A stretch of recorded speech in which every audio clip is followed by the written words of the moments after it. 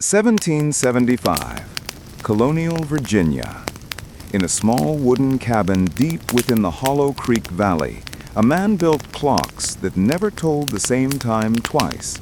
Locals said his creations whispered in the dark, measuring not hours, but souls. One winter night, the clockmaker vanished, leaving behind a single ticking sound that no one could find the source of. Some say, even now, if you walk by his abandoned workshop, you can still hear the sound beneath the ticks. The Clockmaker of Hollow Creek. Chapter 1. The Sound Beneath the Ticks. The wind that swept through Hollow Creek that December was sharp enough to peel bark from trees. The valley, tucked between the frozen ridges of western Virginia, carried the kind of silence that could hollow a man out from the inside. Only one house stood lit that night, the old workshop of Elias Thorne, the clockmaker. Inside, dozens of clocks lined the walls, tall grandfather clocks, pocket watches, and strange gear-laden contraptions no one else in the colonies could understand. Every tick echoed differently, like a dozen beating hearts all out of sync. Elias, a man of 50 with a graying beard and dark, restless eyes, sat at his bench, surrounded by the smell of brass, oil, and firewood smoke. His fingers trembled slightly as he adjusted the smallest gear in his newest creation, a delicate clock no bigger than a teacup, its face made from polished ivory. The second hand, however, moved backward. He whispered under his breath, "If the rhythm holds, it should begin tonight." From outside, faint snow began to fall. The wind pushed through the cracks in the shutters, carrying with it a low sound, not quite a howl, not quite a whisper. Elias stopped his work and looked up. All the clocks kept ticking, yet something in their rhythm had changed. There was a pause, a hesitation, as though time itself had flinched. He walked over to his grandfather clock, a massive oak thing he'd built 20 years earlier. Its pendulum swayed steadily, left, right, until for the first time in decades, it stopped mid-swing. Elias froze. Then, softly, from behind the clock, came a second ticking, a faint click, click, click, steady and patient, but unmistakably alive. He moved closer, pressing his ear against the wood. "Who's there?" he whispered. Only the sound answered him. Click, click, click. He took his lantern and leaned around the back. Nothing. Just the wall, rough and cold. But when he held the flame near the floor, he noticed something odd. The planks beneath the clock were newer than the rest, recently replaced. He knelt down, tracing the edges of one board. His heart began to beat with the same rhythm as the ticking. That was when the door to the workshop creaked open behind him. "Elias Thorne?" The voice was that of a young soldier, maybe 20, wearing a tattered continental uniform. His boots were caked with mud and snow, and he held his tricorn hat in trembling hands. "Sir, the town sent me. They said you haven't been out in 3 days." Elias straightened, quickly pulling the rug back over the floorboards. "Tell them I'm fine," he said curtly. "I'm working." The soldier hesitated. "Sir, the mayor says you're building something that's not right, that it ain't natural." Elias turned, his lantern light casting deep shadows across his lined face. "The only thing unnatural," he said quietly, "is the way time refuses to let go." The boy didn't understand, but he felt something shift in the air, a pressure like the whole room had inhaled and forgotten how to exhale. Behind them, every clock in the workshop ticked louder, louder, louder, until suddenly they all stopped. at once. And in that silence, both men heard it, a low, throbbing hum from beneath the floor. Elias looked at the soldier. His expression was almost gentle. "You shouldn't have come here," he murmured. "It only hears what it wants." The boy stepped back. "What hears, sir?" Elias glanced down at the floor. The lantern flame flickered, reflecting off his glass lenses like two burning eyes. "The thing that keeps time when we're not watching." Outside, snow covered the last visible footprints leading to the workshop.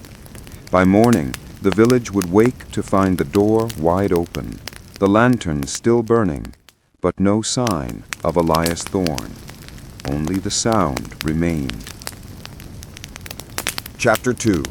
The Apprentice Who Heard the Echo. 3 days had passed since Elias Thorne vanished. Hollow Creek's main street, little more than a muddy stretch of road between a tavern, a church, and a smithy, was quieter than ever. People spoke his name only in whispers now, like he was already part of some local legend. Only one person refused to believe he was gone: Thomas Reed, the clockmaker's apprentice. Thomas was 19, freckled, and too serious for his age. He had learned to file brass and tune the smallest springs under Elias's strict, silent guidance. For months, Elias had forbidden him from entering the workshop after dark, saying only, "The hours aren't safe then." But now the workshop stood empty, the door half open, as if inviting him in. The morning he finally stepped inside, dust floated through the slanted light like drifting ash. All the clocks still stood where they had always been, motionless, each one frozen at a different time. Thomas walked between them slowly, his boots creaking on the boards. He placed a hand on the great-grandfather clock. Cold. Dead. He whispered, "Master?" Only the faint sound of melting snow answered him. He went to the workbench next. A half-finished pocket watch lay there, Elias's final piece. It was beautifully made, but strange. The inner gear system didn't match any pattern Thomas had ever seen. Some cogs spun freely, while others seemed locked in reverse. And at its center, instead of a second hand, there was a thin needle pointing inward, like a compass with no direction. As he turned the key to wind it, the watch gave a single tick, and then the silence around him deepened. He frowned. The workshop air felt heavier now. The dust seemed to hang motionless, suspended in the light. He could hear his heartbeat, but it wasn't in rhythm with the ticking anymore. It was slower, off-beat. He set the watch down. The tick came again, and from somewhere under the floor, a faint echo followed, like the sound had dropped into a deep well. He froze. His master's words echoed in his head. "It only hears what it wants." Taking a breath, he knelt on the rug and peeled it back. There, exactly as he'd once glimpsed, were newer floorboards beneath the old. He pressed his ear against them. The echo came again, rhythmic, deep, patient. Something was down there. He fetched a hammer and pried loose one board. Cold air rushed upward, carrying the smell of metal and oil.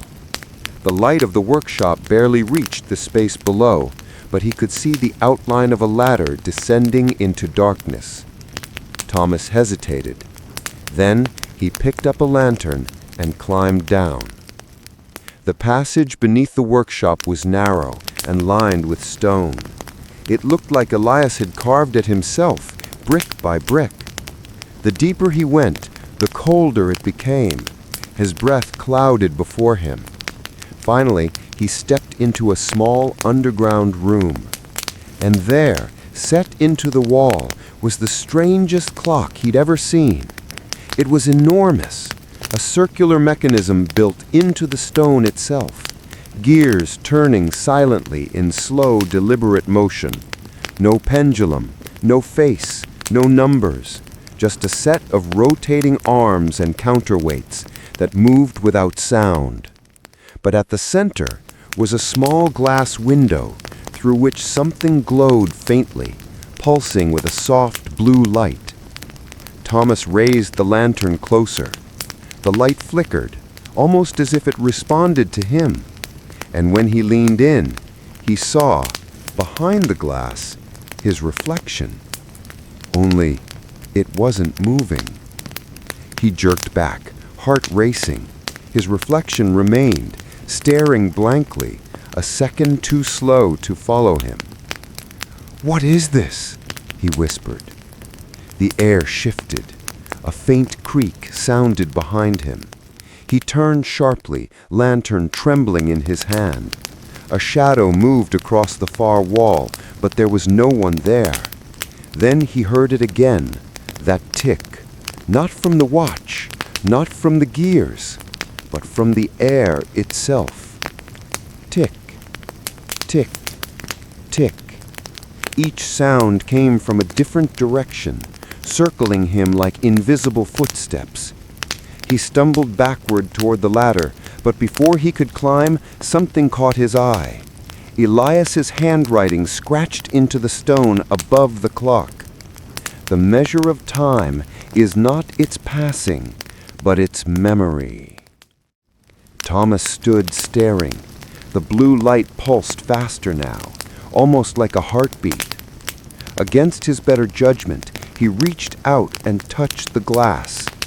Instantly, a surge of cold ran through his arm, like ice crawling under his skin. The light flickered and died.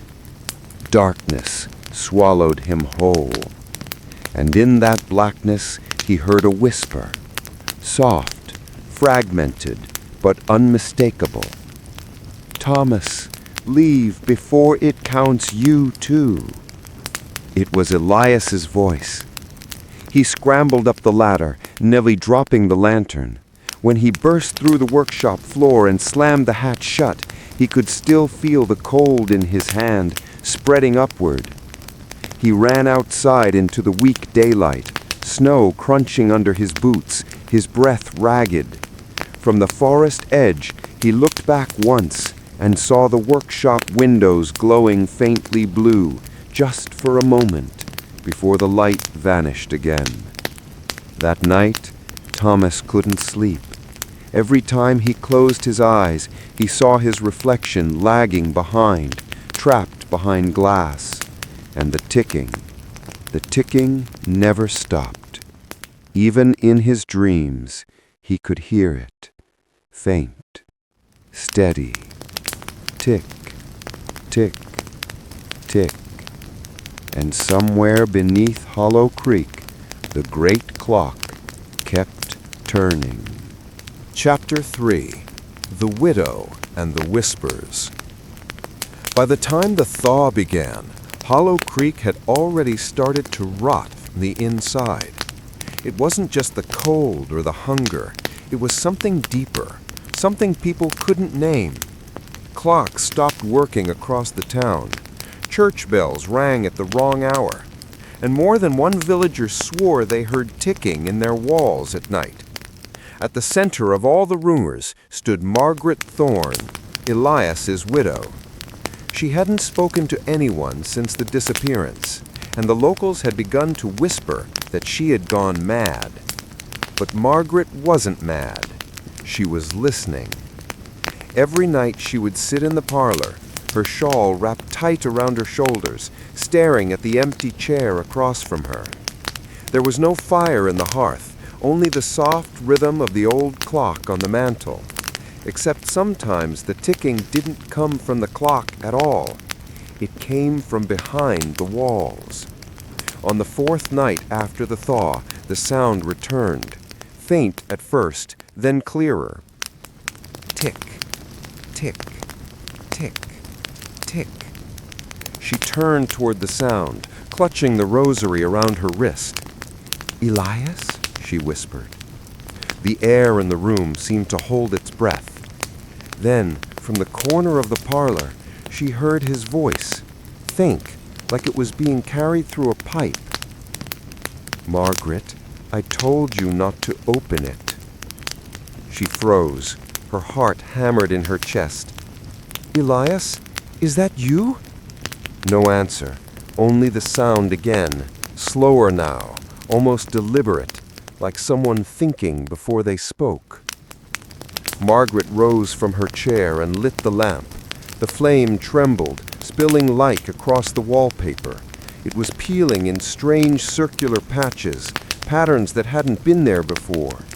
When she leaned closer, she realized each circle was about the size of a clock face, and in the center of every one, something pulsed, faintly. She stumbled backward, knocking over the lamp. It clattered against the floor but didn't break. The ticking grew louder now, faster, more urgent, as if mocking her panic. She ran to the door and flung it open, and found Thomas standing there. He looked pale, exhausted, his right hand wrapped in a strip of linen. "Mrs. Thorne," he said quickly, "I need to speak to you." Margaret stared at him. "Thomas, what happened to your hand?" He hesitated. "It's nothing. I found something in the workshop. I think Elias built something he shouldn't have." Her expression hardened. "You mean the thing beneath the floor?" Thomas's blood ran cold. "You know about it?" Margaret nodded slowly. "He started digging last winter. Said he was listening to something in the earth. I thought it was grief. He never got over the death of our son. But then he began keeping strange hours, locking the door, talking about aligning the seconds. He said the world's time was off balance." Thomas's throat dried. "He told me the same thing. The time itself could be measured differently." They sat in silence for a moment, both hearing the faint ticking that now seemed to come from everywhere. Then Margaret said, "He left a journal. I burned it. At least, I thought I did." "What do you mean?"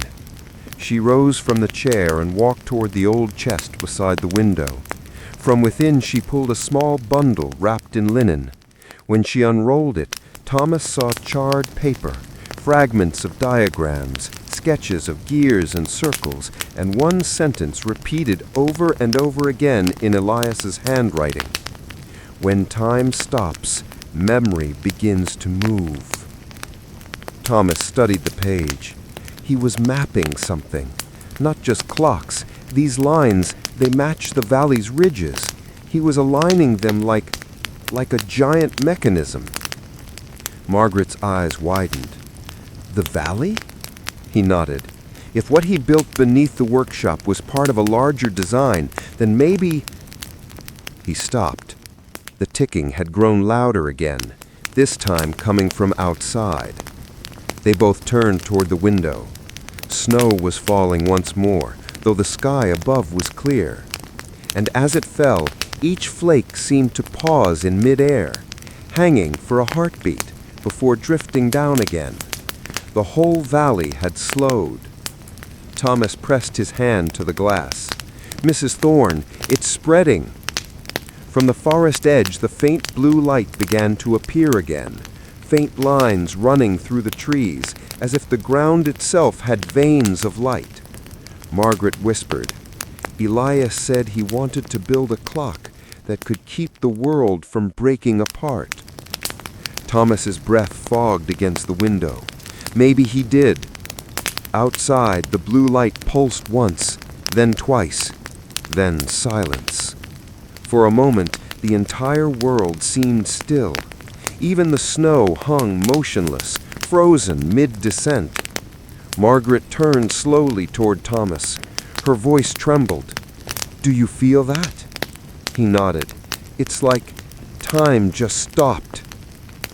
Then, from deep beneath the ground, the ticking returned, slow, heavy, deliberate. Tick, tick, tick.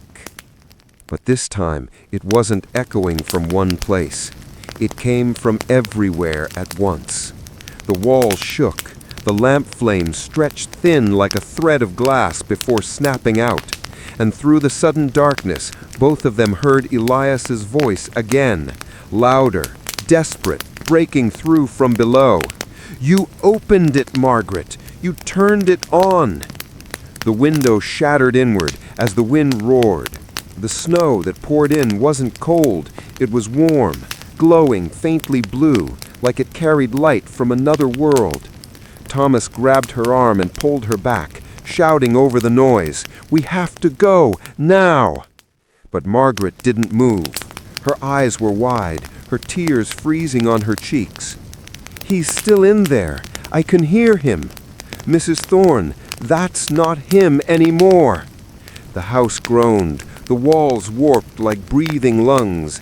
Outside, the valley lights flared again, connecting in lines that formed a vast circle, the same design from Elias's notes, and at its center stood the clockmaker's workshop. The ticking finally stopped, and for the first time in the history of Hollow Creek, every shadow moved in the wrong direction. Chapter 4. The Silence Between Seconds. By dawn, Hollow Creek was unrecognizable. The soft morning light filtered through a sky still streaked with remnants of snow, but the snow itself glimmered faintly blue, an unnatural glow that cast the village in eerie, shifting shadows. Houses Thomas and Margaret had known their whole lives appeared older in some angles, younger in others. Roofs sagged, chimneys leaned, doors seemed out of place. The village was breathing, or pretending to, but it was clear. Time here had become fluid. This isn't normal," Thomas whispered, gripping Margaret's arm as he carefully stepped over frozen puddles that rippled without wind. "It's like the world itself is bending." Margaret nodded without speaking. Her shawl flapped in an invisible current, her hair lifted as if caught in a breeze that didn't exist. She had never believed in ghosts, spirits, or magic, but the evidence before her eyes was undeniable. Her husband, Elias, had created something beyond clocks, something alive. The snow under their feet was soft, yet each step felt heavy, drawn out. The blue light that had haunted the valley all night seemed to pulse in time with their hearts, pressing them forward. At the forest's edge, Thomas stopped. Beneath the snow, he saw strange patterns, faintly glowing, circular impressions, like footprints, but impossibly precise. They led toward the forest and toward the workshop, toward the source of all this chaos. Margaret shivered. "Do we follow them?" she asked. Thomas shook his head. "No, that's where it's strongest. Whatever he built is dangerous. We don't know what it wants or who it's taking with it." As they continued along the narrow path, the forest itself seemed to resist them. Branches bent unnaturally, some reaching like fingers across the trail. Shadows moved in ways they couldn't explain. Every few steps, Thomas could hear a faint ticking beneath the ground. He paused. "Do you hear that?" Margaret listened. Tick, tick, tick. The sound came not from the air, nor from a clock, but from the earth itself. It was measured, deliberate, counting them, counting everything. "What is it?" Margaret's voice trembled. Thomas shook his head, heart hammering. "I think it's his work, part of him, part of the machine." They pressed on, following the glow in the snow until the clearing came into view. The workshop stood at its center, almost alive with the soft blue light, but the building was not the one they had known. Its walls seemed to breathe, stretching and compressing slightly, as if trying to maintain the shape of the world outside it. Gears protruded from the walls, spinning slowly in the pale morning light, and the windows reflected impossible images. The town in disarray, people frozen mid-step, animals suspended mid-leap. Margaret's voice was barely a whisper. He's mapped the valley into the machine. Every hill, every stream, every building, everything is part of it. Thomas's eyes widened. If that's true, then this isn't just a clock. It's a world he's trying to control. Suddenly, a cold wind swept through the clearing, carrying faint whispers. The hands move as they must. Elias's voice, or some echo of it, brushed past them. Not the man they knew, but the rhythm of his obsession, embedded into the machine he had created. Margaret grabbed Thomas's arm. We have to destroy it. If we don't, the valley will never recover. Nothing will move normally again. Thomas nodded, his stomach twisting in fear. We can't delay. Every second we wait, the rhythm spreads. It's contagious. As they approached the workshop, the blue light intensified, pulsing like a heartbeat that stretched across the valley. Snowflakes froze mid-air. Trees bent at impossible angles. Shadows converged and separated, moving in directions no human eye could follow. Even their own reflections appeared to lag, echoing their movements a fraction of a second too late. Thomas reached for the workshop door. As his fingers brushed the wood, the ticking stopped. Silence, absolute unnatural silence, enveloped them. Margaret whispered, "Do you feel that?" He nodded, swallowing hard. The valley, it's holding its breath. The door creaked open on its own. A cold, glowing haze spilled outward, illuminating the twisting gears crawling along the walls. At the center of the building, Thomas could see a faint outline of the enormous underground clock, the source of the blue glow, the pulse of time itself. Margaret's voice trembled. It's holding everything hostage. The valley, the town, all of it. Thomas swallowed hard. Then we end it, or Hollow Creek is lost forever. As they stepped inside, the workshop seemed to respond. Walls pulsing, gears spinning faster, chains rattling. The air vibrated with the sound of the unseen clock beneath the floor. Somewhere below, a faint voice rose above the ticking. Time listens to the hands that move it. Margaret's grip on Thomas's hand tightened. Then we move together. There's no other way. They advanced cautiously, their lanterns trembling, illuminating the twisted labyrinth of gears. Each step seemed heavier than the last, the pulse of the machine growing stronger, pressing against them with every beat. The blue light thickened, crawling along the floorboards, climbing the walls, almost alive. Thomas's heart raced. The silence, it's between the seconds. That's where it lives. That's where Elias became part of it. Margaret whispered, "Then we step carefully. Every moment counts. We can't let it claim us." The workshop groaned as they approached the descending spiral into the underground chamber. Snowflakes outside paused in midair, the valley frozen in unnatural stillness. They exchanged a glance, a mixture of terror and resolve, and began their descent toward the heart of Elias Thorne's machine, toward the pulse of the valley itself. The silence between seconds stretched to infinity. Chapter 5. The Labyrinth of Gears. The spiral staircase opened into a cavernous underground chamber that seemed impossibly vast, carved from the living stone beneath Hollow Creek. The walls gleamed faintly with the same ethereal blue light that had haunted the valley above. Every surface, floors, walls, even the ceiling, was lined with interlocking gears, cogs, and rotating wheels. Some spun freely, others meshed perfectly, all moving in patterns that defied logic. Thomas Reed and Margaret Thorne stepped carefully onto the platform, their lanterns flickering against the polished metal. The vibration of the immense machinery thrummed through the floor and into their bones, a deep, resonant hum that synchronized with their heartbeats. Every tick of the machine above was magnified here. echoing endlessly through the stone chamber. Thomas whispered, "I've never seen anything like this. It's not just a clock."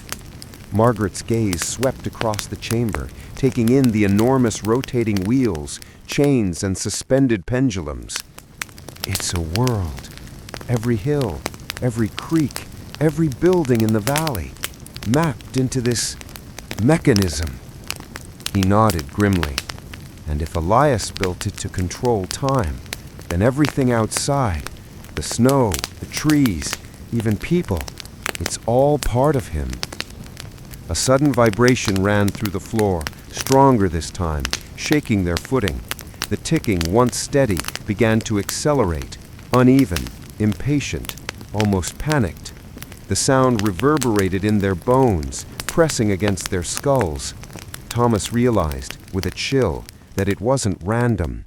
It was counting them, counting the valley, counting everything. From somewhere above, faint and melodic, came a voice. "The hands move as they must." Elias, or what remained of him, fused with the machine he had built. Not a man anymore, but an echo embedded in the machinery itself. Margaret clutched Thomas's arm. "He's not alive, not entirely. Time itself, he's become part of it." Thomas's eyes swept the chamber, searching for a way to stop it. Above them, a massive wheel turned slowly, connected to chains that disappeared into the stone ceiling. Lights pulsed from deep within, the motion hypnotic and terrifying. "We have to stop it," he said, "or the valley, or the town, will all be trapped." They stepped cautiously along a narrow walkway suspended above the interlocking gears. Each step was precarious. Massive wheels rotated beneath them, some so close they could crush a man.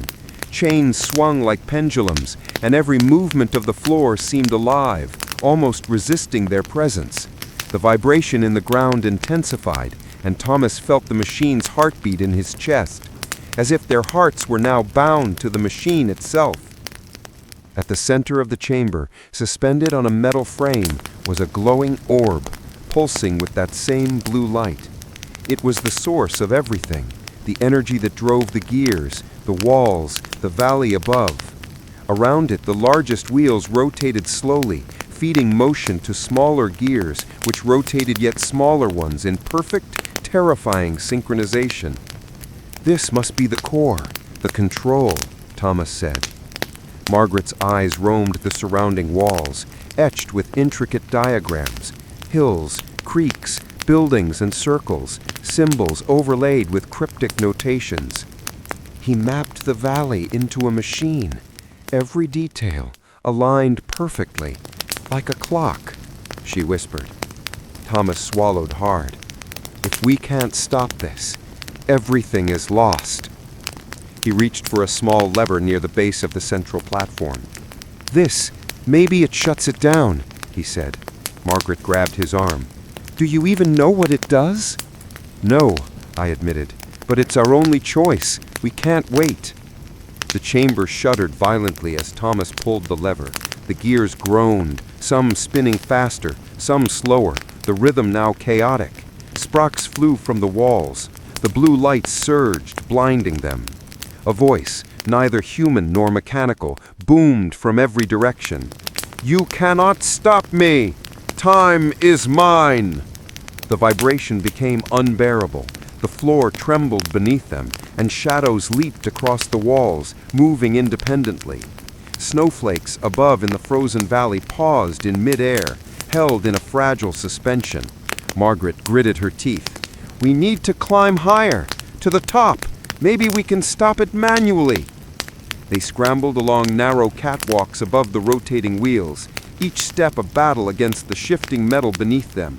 Gears reached out like jaws, chains swung like pendulums, and every movement of the floor seemed alive, almost resisting their presence.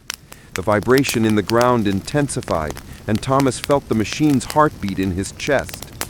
At the top of the platform, the blue light glowed brighter, the center of everything.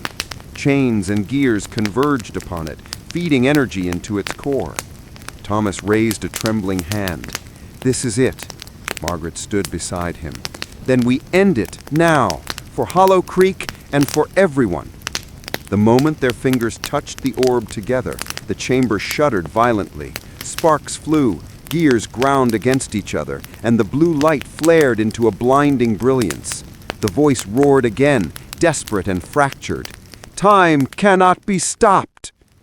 Then sudden silence. The ticking vanished. The gears froze.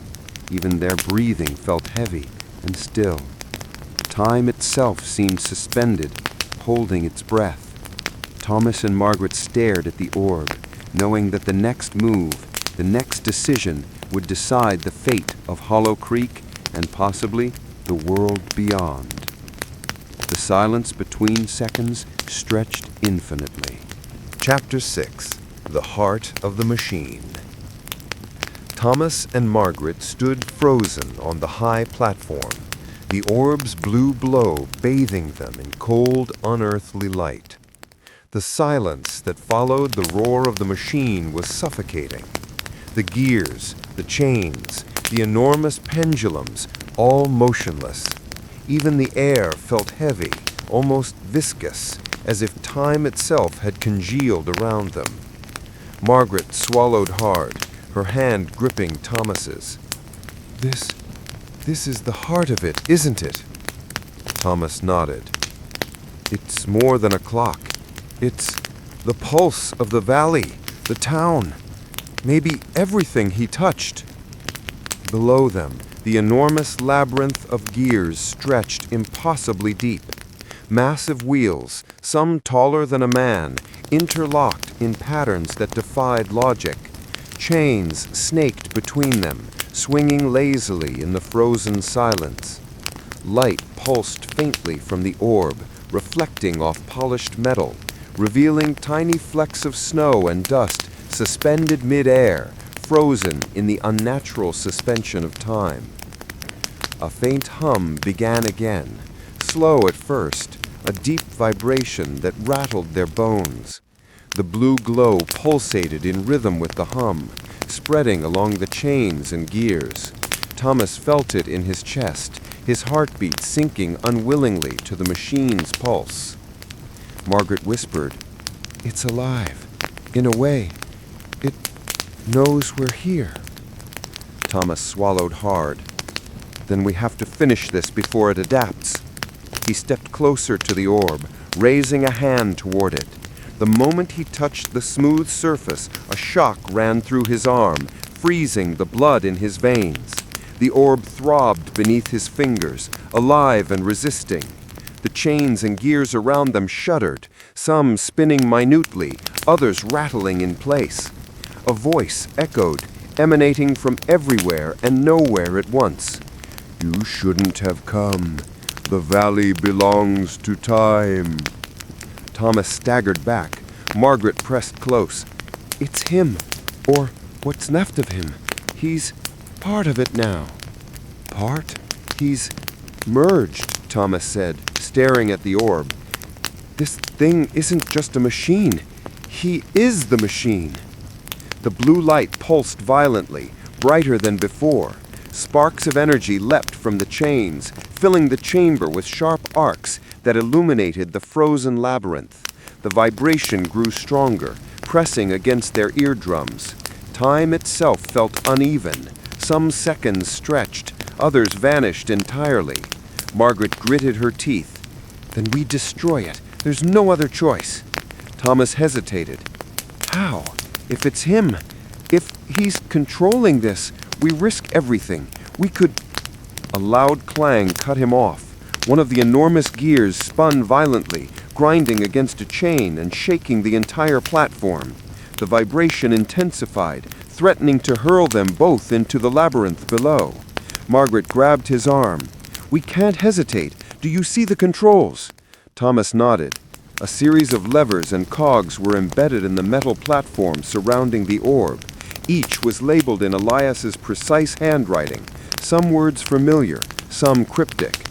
"These must adjust the flow, maybe shut it down." He pulled the first lever. The chamber groaned. Sparks flew. The orb pulsed harder, sending a shockwave through the frozen air. Margaret held on to him as the platform tilted slightly. The gears below began to move again, slowly this time, grinding as if resisting the attempt to stop them. "Faster!" Margaret shouted. "We have to synchronize the levers, all at once!" Thomas nodded, adrenaline surging. He adjusted the second lever as Margaret pulled a third. The orb's pulsing quickened, almost like it was aware of their interference, retaliating. A sudden wave of light flashed, and for a moment Thomas saw visions in the reflections. Hollow Creek frozen in mid-motion, villagers suspended in mid-step, children leaping through the snow, their expressions locked in fear. "This is what he's been doing," Thomas gasped. "He's freezing everything he values into his machine." Margaret's voice was steady, cold with determination. "Then we unfreeze it, now!" Together they manipulated the final lever. The orb resisted, thrumming violently, energy radiating in waves. Sparks jumped from chains. The massive wheels groaned as if crying out in pain. And then, with a sound like shattering glass, the orb fractured. Blue light exploded outward in waves, flooding the chamber. The gears spun violently, then slowed. The vibration in the floor eased. Sparks died down. The unnatural stillness outside began to dissolve. Snowflakes resumed their descent. Shadows fell naturally. Time was returning. Thomas collapsed to the platform, breathing heavily. Margaret clutched him. "Is it over?" The blue glow dimmed to a faint pulse, then vanished. Silence, true, normal silence, settled over the chamber. The frozen labyrinth of gears now lay inert, like the remnants of a dream. From somewhere deep below, a faint voice whispered, "Time listens." Then nothing. Outside, the valley breathed again. Snow fell naturally. Trees swayed in the wind. The town below stirred to life. People blinked, as if awakening from a strange collective trance. Hollow Creek was safe, at least for now. Thomas looked at Margaret. He's gone?" Margaret shook her head slowly. "Not gone, just entrapped. Or maybe part of something bigger now, but we stopped him from hurting the valley." Thomas glanced at the fractured orb. Tiny fragments of blue light shimmered like dying stars. The machine's pulse was gone. Hollow Creek had been saved from time itself. But in the silence of the chamber, Thomas couldn't shake the lingering hum that seemed to resonate from deep beneath the floor. A reminder, the heart of the machine had been broken, but Elias's obsession, the attempt to control time, might not have ended entirely. Margaret placed her hand on Thomas's shoulder. "Come on now," she said softly. "We've done all we can. Let's go back and let the world breathe again." Together they climbed the spiral staircase. Above them, the sunlight streamed through the workshop windows, touching the valley with warmth for the first time in days. Hollow Creek awoke, and the pulse of life returned to its streets, its trees, and its people. For now, the heart of the machine lay dormant, but somewhere beneath the valley, in the depths of stone and gear, a faint echo persisted, the ticking of ambition, memory, and obsession, waiting, as always, between the seconds.